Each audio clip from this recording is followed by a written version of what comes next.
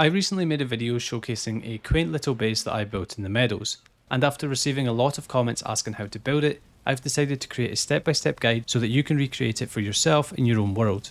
Throughout the video I will share with you some of the building techniques that I've picked up from over 1,000 hours of playing time, so even if you don't end up building an exact replica of this structure, you'll still gain plenty of useful tips that you can apply to your own builds. Before we get started, if you do find yourself enjoying this video, please do leave a like and consider subscribing to the channel if you haven't already, as this is by far the best way to support me. With all that said, it's time to sit back, relax and enjoy the video. The first thing we'll need to do for this build is to lay out the foundation. Now I've already left my starting piece in here from when I had this built. I've demolished it so that we can make it again. But basically we're going to have 5 rooms and each of these rooms is going to be a 6x6 block. Now I'm going to use a combination of the black marble floors and the stone floors in order to create a pattern on the floor that adds just a little bit more visual interest, but this is completely visual, so if you only have stone floors when you're building this base, then that's going to work just fine as well.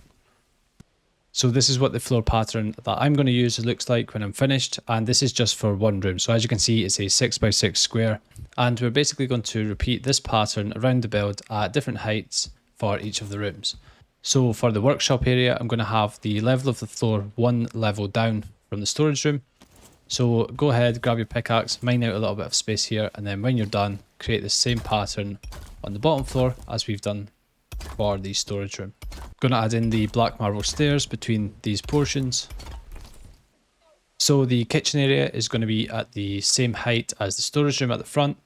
And the back left bedroom is actually going to be raised up one level above the kitchen. So that's why I've added in this 6x6 stone floor foundation underneath that. You could just raise the ground, but I just decided to do it this way. Now the bedroom's going to be slightly different because we have the ovens and the hearth and things sort of digging into this room, and therefore it doesn't follow the exact same pattern as the other rooms. So you can see here, this is the sort of foundation for the bedroom. Although it's not finished, we've left out this section here for the hot tub, and we've left out this section along here for the ovens and the hearth of the kitchen. So it's very similar to what we've done previously, slightly different. We've left out a few pieces, and then on the section joining into the kitchen, we've got some stone stairs and a stone floor like this. So hopefully that's easy enough to follow. When we go back to the area for the fermenters, at the opposite side of the build from the storage, we're just going to be following the exact same things we've done previously. So once you've finished doing the fermenter room and the secondary storage, you should have basically done all of the foundations for the structure.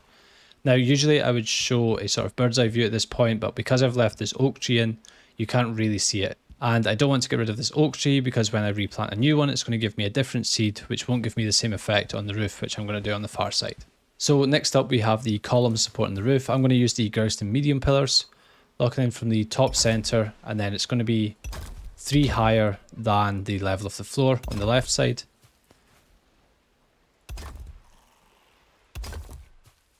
We'll just come 2 higher in the middle one, and then 3 higher on the outer side again.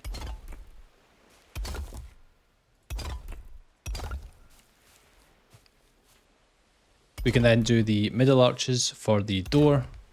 We'll have the outer arches 1 higher than that level, and then we'll need to of course connect this in with another Gourston medium pillar.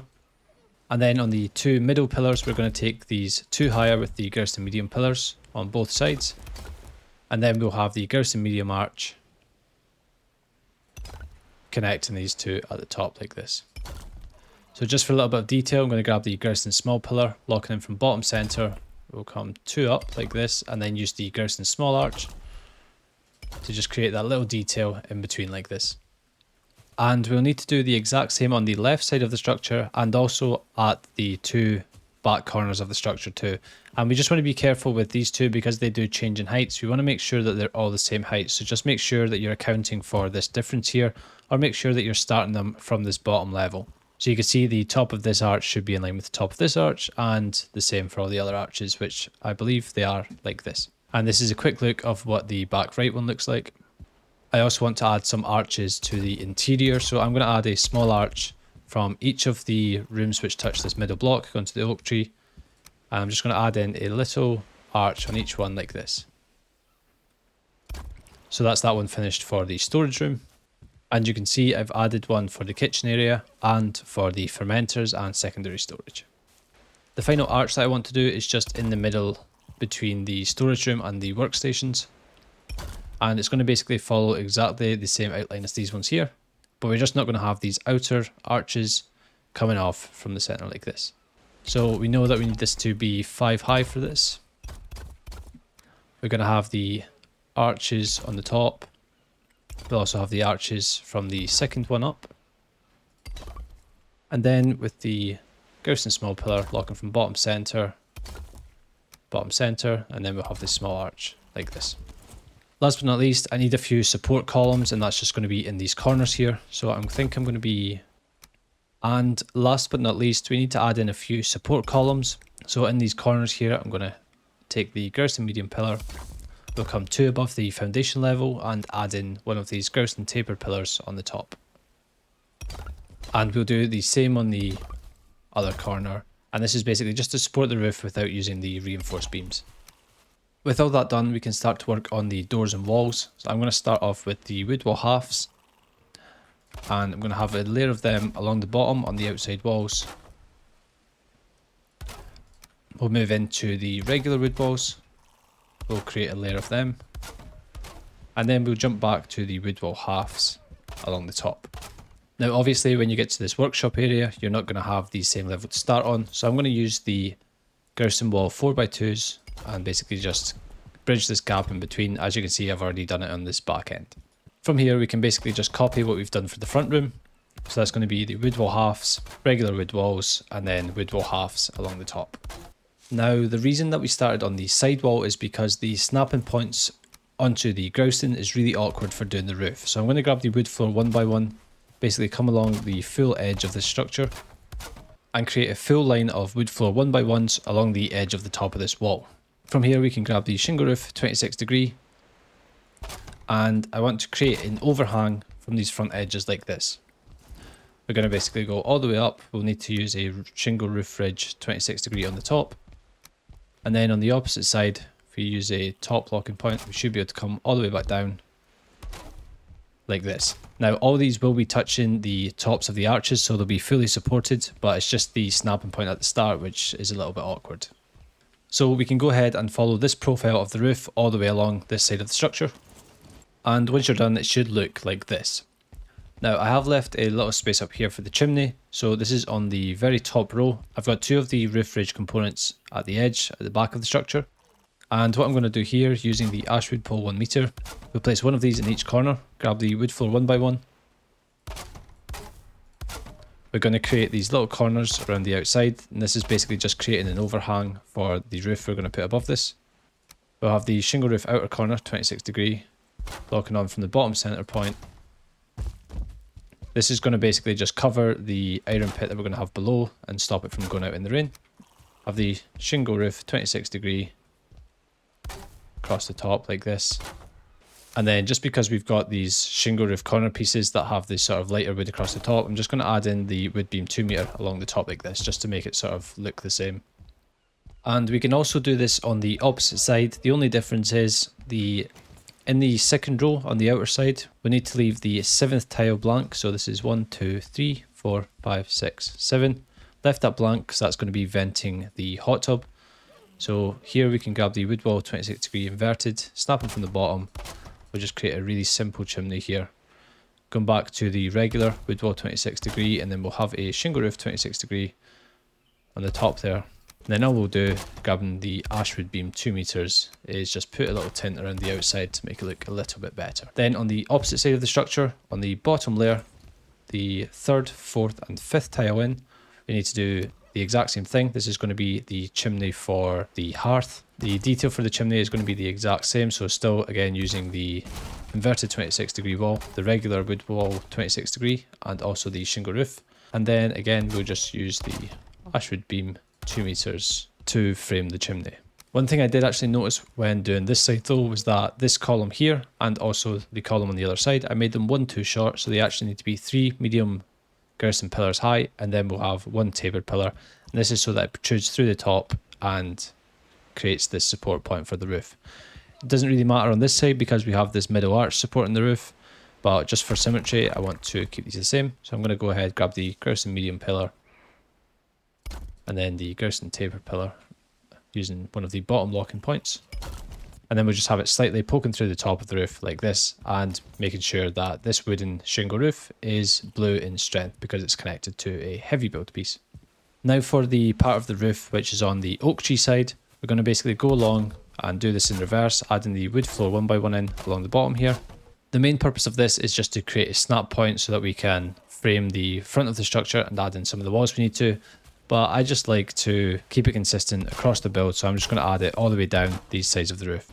Now I have actually just removed the first wood wall one by one at the front of the structure because I don't want this one to be visible, the same way it's not visible on this side. I'm going to grab some wood ladders to get onto the roof again.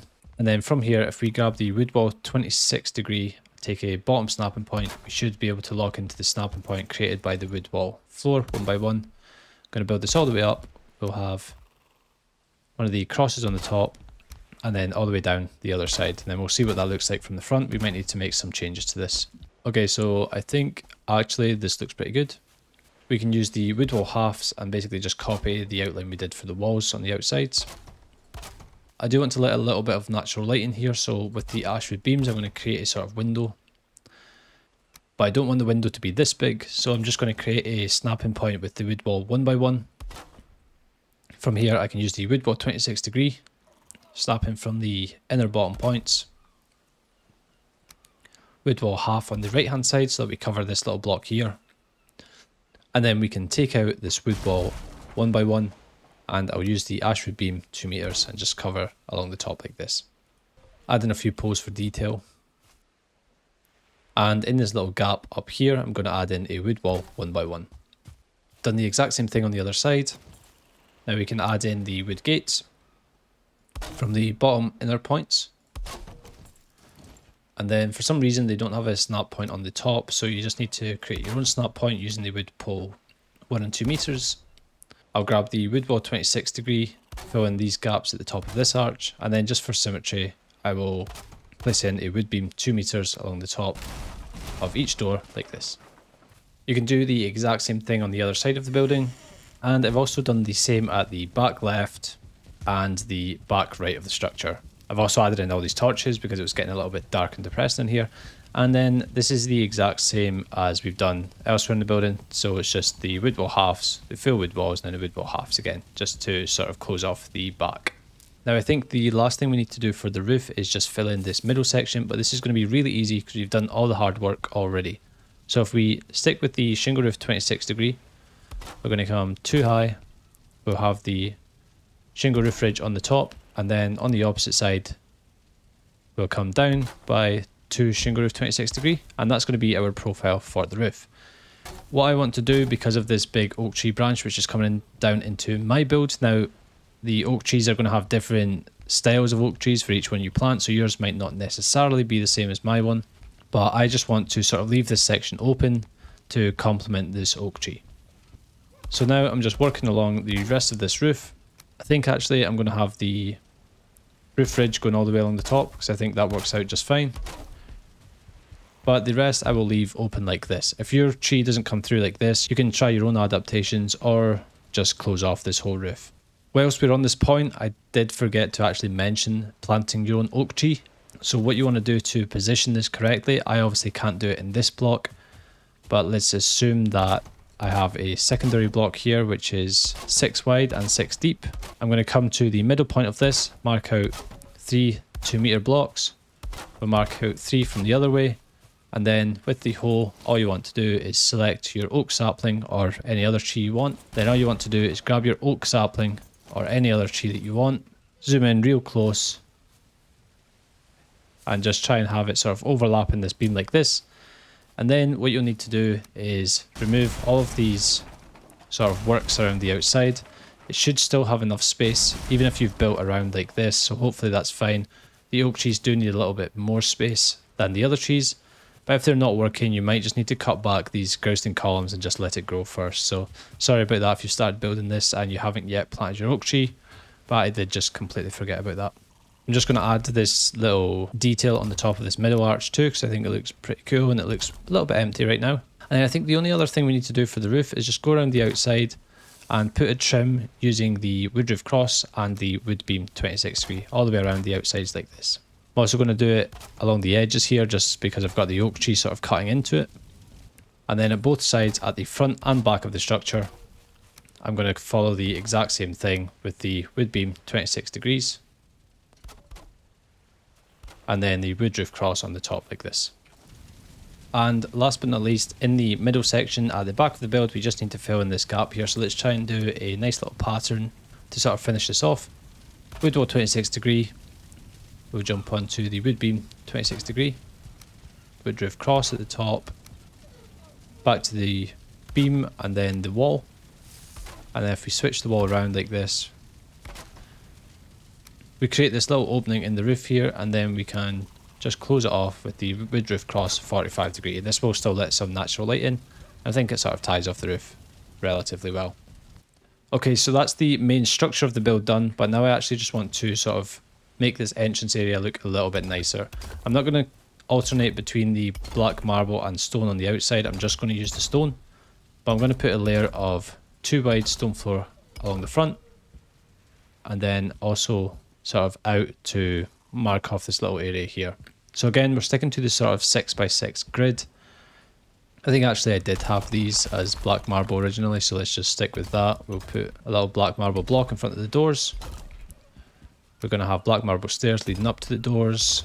And then I do kind of want to stay consistent with the floors above, so let's have something like this. I'm going to mark off the edges with the grout and walls. And we'll do the same on this side of the structure as well. Just because this is going to look slightly better if you can actually see any of these edges which are sticking up like this. So now at this little bench area, I'm just going to mark out the details. I did have some sort of strange decorative stone piece here before, but I'm not actually sure how much I liked it, so I might just leave it out when I'm rebuilding this. Right, I'm going to go around the edges regardless with the grout and small beam, and we'll do this on the outside edge as well. I'm going to use the wood wall half just to mark out an area for the grout and taper pillar, which I'll take up to this level. And I'm going to do this at each of the corners, or any sort of reasonable place that I think where it's going to look good. And then just to sort of separate this area from the inside of the structure, I'm going to use the cage wall 1x1, and we'll go along the edge like this. Okay, so this section in the front of the build looks good. I'm going to now just work on the courtyard quickly. Firstly, just marking off the area with the grout and wall 4x2. I'm going to come all the way along the front actually. On the courtyard I am actually just going to use the stone floor 2x2. And as you can see, I've just left some bits out because I'm going to have a little grass area in the centre here. I just need to place in some wood wall halves to allow me to place down these grout and tapered pillars. And again, just do the same at the corners and any sort of reasonable point. Okay, so I just finished marking this area out. I used the exact same techniques I used at the front. So I used the small grout and beams, the tapered grout and pillars at the edges, and then the small iron cage walls around the outside. Marked off this little area in the centre, which I was planning to just fill with grass and potentially a maple. Of course, obviously the maples are only available at certain times of the year, so unless you're playing creative, just bear that in mind. Now, obviously this area is just purely decorative, so if you wanted to expand this area so that you could have a larger farm, for example, or you wanted to have like a smelting and furnace area with kilns, you could do that here. Or yeah, you could just build it exactly as I have here. This area is going to be cultivated land, so let's just add some of that in across. So we've got a nice little farm, and then we'll switch back to grass for next to the oak tree. Okay, so I think the actual structure part of this build is done now, so now it's on to the fun part, which is obviously decorating the inside. Okay, so I'm going to start decorating from the fermenter side, so this is on the left hand side of the structure. We'll go through the bedroom, kitchen, do the workstations towards the end, and then the storage at the far side. First things first, obviously I've added some standing iron torches in here, but they are just temporary, so let's just find them a better spot. Starting with the ashwood decorative window, we zoom in here, try and find a nice little spot here for the standing iron torches. Looks pretty good I think, and hopefully that's actually worked out inside the fence. It looks like it has. So we're going to do the exact same thing here. We do need to place down one of the ashwood walls first. but I really like how that one turns out. So for the storage and fermenter areas, we're going to place down wood floor 2x2s. That's just so I can mark out the chests on the bottom level. And then we'll have one slightly raised up where the fermenters are actually going to sit. So I'm going to place in the fermenters first, push them as far back as they want to go, but also just lining them up with the center of this shelf here. And then if we jump on and grab some reinforced chests, again we'll be lining these up with the center line. So you can see here on the right hand side one, I've got the left side of the chest lining up with the middle of the shelf. And then on the left hand side chest, I have the right hand side lining up with the middle of the shelf. We'll do the exact same thing on the right hand side. And then basically I want to tie this all off with the ashwood beam 2 meters. And I'm actually going to go all the way around the side of the structure like this. And actually this ashwood decorative window can be replaced with the regular wood wall half of this for this location. Placing down the ashwood poles, and then we do need to just put in the ashwood beams along the bottom like this. And that's going to be our first little fermenter bay. So we're going to have 3 more fermenter bays along this side, and then we will have either one more fermenter bay here or a line of storage. I'm personally going to go with a line of storage. And with the line of storage, you need to start on the top. So the reinforced chests will stack into each other, but only if placed on the top side first. Let's go ahead and place that in.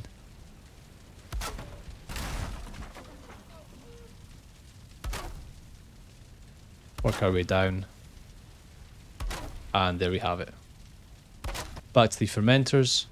Not going to push these as far back as they go because they aren't limited by the grouston walls behind them. So I am going to have them fairly pushed back, but not too far, just trying to keep them all sort of in line like this. There is actually a good way to keep these ones in line. If you're curious, what you can do is place down like an ashwood pole or any kind of pole really. Place down this. We take out these fermenters and place in a 26-degree shingle roof. This is something I like to do if I'm getting like quite pernickety about how my fermenters are placed.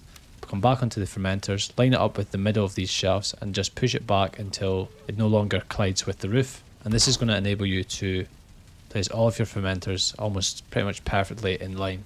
So I don't actually like how this looks inside. I'm going to remove all of these. But now if I come to the side, you can see that these fermenters are perfectly in line like this. Okay, back to the chests. Same as before, just place them in underneath. And once you've placed in all your chests and boxed them off with the ashwood beams, you should be left with something that looks exactly like this. And I've also just added in some more of these standing iron torches in these locations just to add an extra bit of light, because I do want to take out these iron torches. If you're not sure how to do this, you basically just need to take out the poles, you'll place in the iron torch, and then just go back and replace your ashwood pole. If you can't get it to place by looking where you want it to be, you just need to sort of come off to the side and make sure you're snapping onto something else so that it places on top of the standing iron torches. So if we take these iron torches out now, it shouldn't look too dark. Looks pretty decent. I will end up adding in some of the Diverger wall lanterns along here as well. Moving on to the bedroom now, I'm going to start with the hot tub area. Now you can see I left this little block for it, but actually I want to fill some of this block in. So this back bit along here, I'm going to be trying to basically replicate the pattern I had earlier. Now for the hot tub, I want it to be central. You can see the snapping points are a bit awkward with the hot tub because they're positioned around the outside. And of course you could just place this in using the free look, but I don't particularly like that. So I'm going to use the wood doors. I'm going to pop it in, lock it in here. If you don't know, the wood doors are one of the few components in the game that can be used to get smaller divisions of a block. So for example, if you need to get like halfway across a stone floor 1x1, you can use the wood door to get directly in the centre. I'm going to use that to place this hot tub. I'm going to cycle on to bottom number 8 and place it down, snapped onto the wooden door like this. As you can see, it's directly in the centre, and it's also exactly where we need it to be for the chimney. So let's fill in the rest of these blocks and sort of make this built-in hot tub a little bit more built in. You can use the stone wall 2x1. Set across the front as well, and then again back into this area here. So now if we light up the hot tub, you can see it still works. We should be able to sit in it. And then also the smoke is venting out the top. I wanted to create a sort of double use for this, so let's place down some rugs, and I'll grab the log bench and sort of just place it at the side here, as if someone might be using the hot tub fire to sort of as a bit of a relaxing area. Back to the groused and tapered pillars. Let's lock these on from the bottom center points, and then we can use the groused and small beams again. We're just going to go around the sort of outside of this and create this sort of division between rooms. And then once I've placed in these small groused and beams, I can go along the top and sort of divide up the bedroom area with the ashwood decorative windows. And we've sort of created this little booth for the hot tub. Okay, so for the built-in bed, this is actually something a bit decorative I did with the small pillars too, but I actually do want to keep this one in as opposed to the area outside the front of the build. For this middle stone square, I've come out a little bit. I've gone 2 groused and small poles upwards. We've got the small arch and then just tying it back into the main arch there.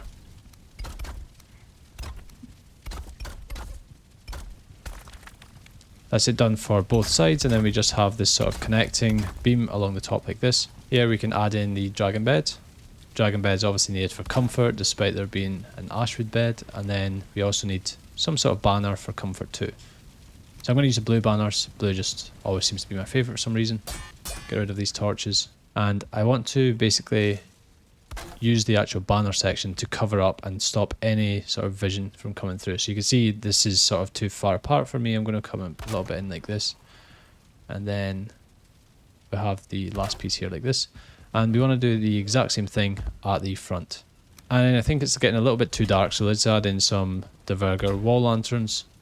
In this back left corner, we'll have a throne of your choice. I'm going to go for the bone throne just because it's new and it's still quite fun. Then on each side, I'm going to have the black marble small columns and basically just sort of create some sort of decoration here. Need to include the lava lamp because that's actually linked to comfort. But other than that, I think we can pop in some sort of miscellaneous coin stacks. And I also do really like the personal chest, but it might be a little bit too big for this. Actually, what we can do is place down a standing iron torch inside of this. So if I just sort of locate where that's going to be, we place down an iron torch right in the middle of where the black marble columns small would be. Yeah, I think that actually looks pretty good. Let's leave it like that. Okay, let's figure out what else we're missing. I think we need to still add in the armor stand, so let's do that. The armor stand is going to sit on top of a round table, which is also needed for comfort. I'm going to take out these middle pillars here because I need to place down a stool so I can get the round table at the right height. So let's do that. Got the stool placed down. And then if we can place down the round table, I'm just going to double check that's in the center. I think that's actually pretty good for a first attempt, so let's just leave it like that. We can fill these spots back up, and then we will place the armor stand back on the top. Now I always get the armor stand mixed up, which way it's supposed to be. Is it meant to be this way? Let's double check by putting a cape on it. Okay, yeah, so that looks good. We have another sort of season limited comfort item with the Yule tree. I'm going to put that in the back right corner. And the only other thing I could think of which might be out of range for when sleeping is the rugs. So let's add in a little rug here, I guess just sort of under the bed. And if I go down to the kitchen and add in the hearth now, I should be able to work out what my comfort level is. So I have comfort level 19, which sounds about right. So it looks like I'll have 19 when I'm in bed, which is ideal because that's exactly what you want. And I think all we need to do now is better position all of these iron torches. Okay, so now in the kitchen we can place down a stone oven on either side of the hearth. I'm going to have the cauldron probably just on the right side here. We can place down the pots and pans on the left hand decorative wall. I think I had the rolling pins up on the wall on the right here. And then we've got the butcher's table to the right of the right hand side oven. The pestle and mortar we can place down on top of one of these stone ovens. And all that leaves us with is the spice rack, which should be able to hang off the roof here just above. I've actually just realised that the hearth is too far back, so let's take out the cauldron, take out the hearth. And I'm going to place the hearth in properly this time, right here. And this is going to give us a little bit more depth for placing in some of these other things too. Let's light this back up. And then If we do it properly this time, we're going to have the cauldron just on the right here. We can place down the pots and pans on the back left, and then this should still leave plenty of space for the cooking stations, which is what we were missing the last time. I'm just going to use the original ones and just sort of overlap them like this. Okay, so that's looking good. We can add in some decorative pieces now. I'm going to use the long heavy table, mark it up with the center of these blocks on the floor, and then the dark wood chairs, lining these up with the floor lines. We'll have 3 on each side. And then with the lock strugs, I kind of just want to outline the table by just placing down one in front of each chair. It's going to give me a sort of rectangle shape around the table. If you want to, you can add in the groused in small beams along the edges at the bedroom section. We had to place in the things for the cauldron first before we could do this. Moving on to the workstations, we're going to start off with the Galder table. So let's grab this, make sure it's facing the right way. And what I would normally try and do is basically just have my cursor and get my cursor to this point here, even though I can't actually see through the Galder table. Actually, that's a good point. I could aim at it and take it out. There we go. That's a good idea. And with the wood beam, what I need to do is basically mark out a section here and delete the original one.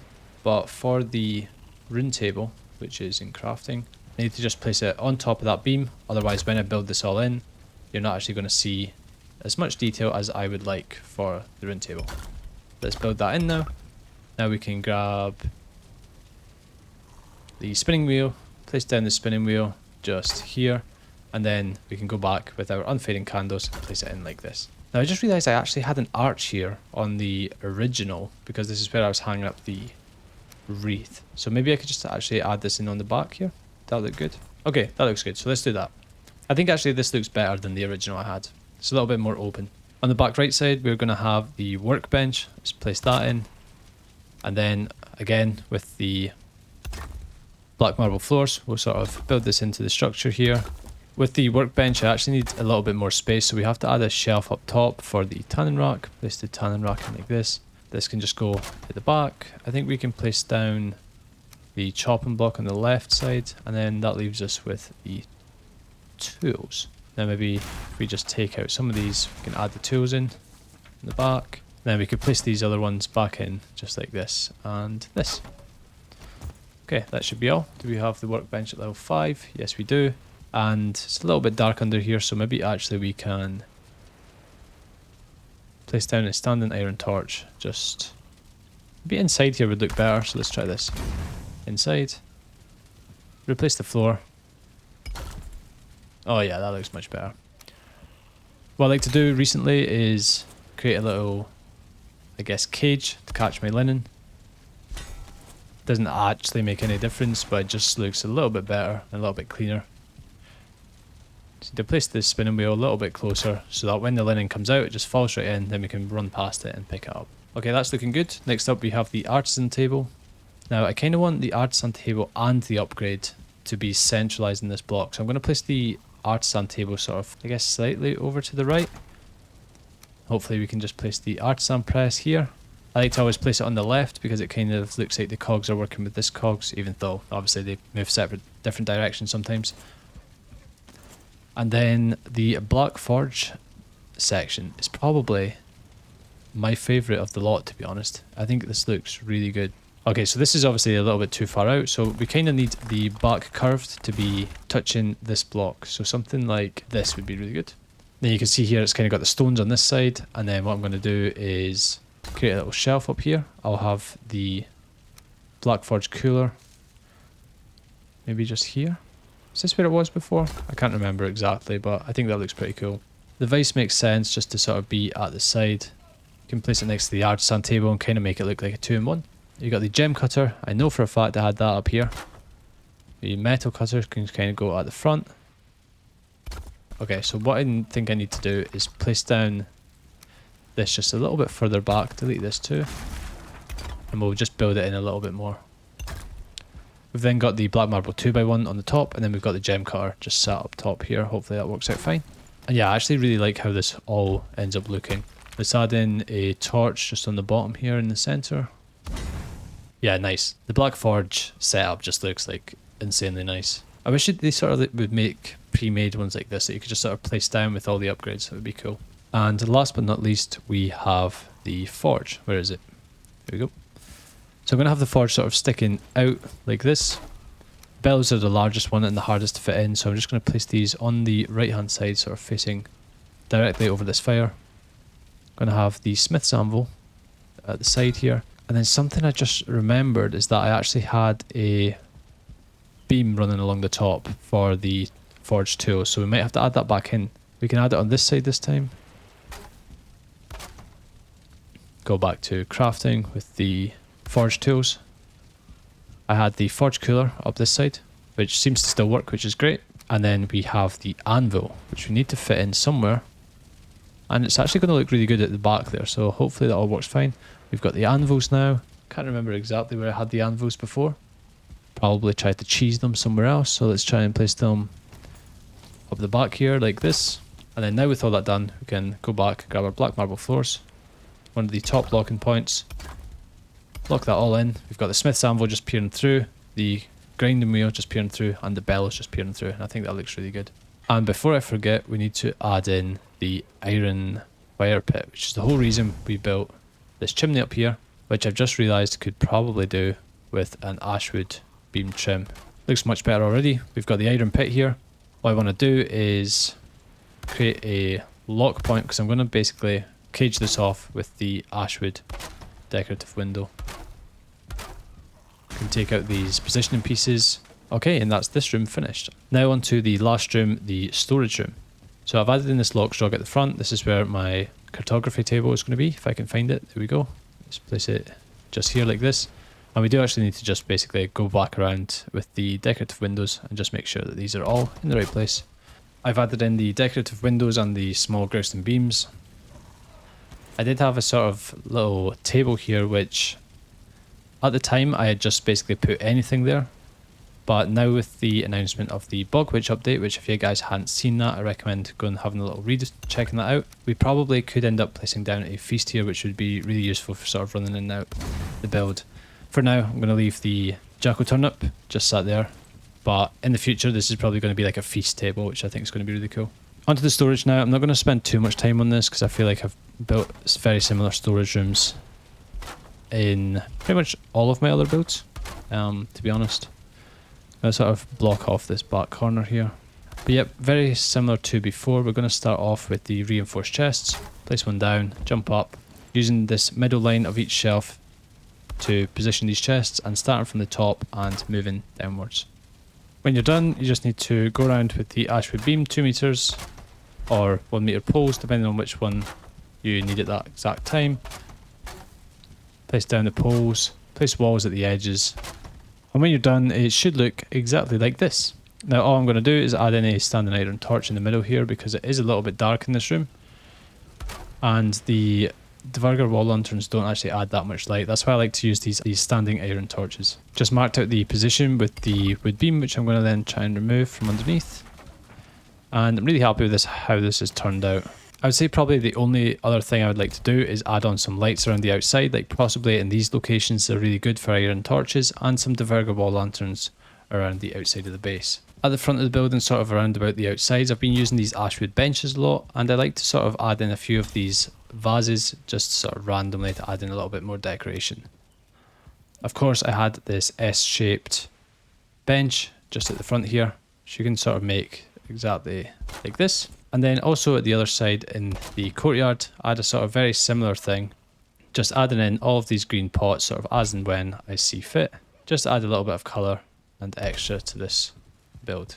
So if you made it this far, you now know how to build this base. If you liked the video or you found anything useful in it, please do leave a like and consider subscribing to the channel. Thank you so much for watching, and I will see you in the next one.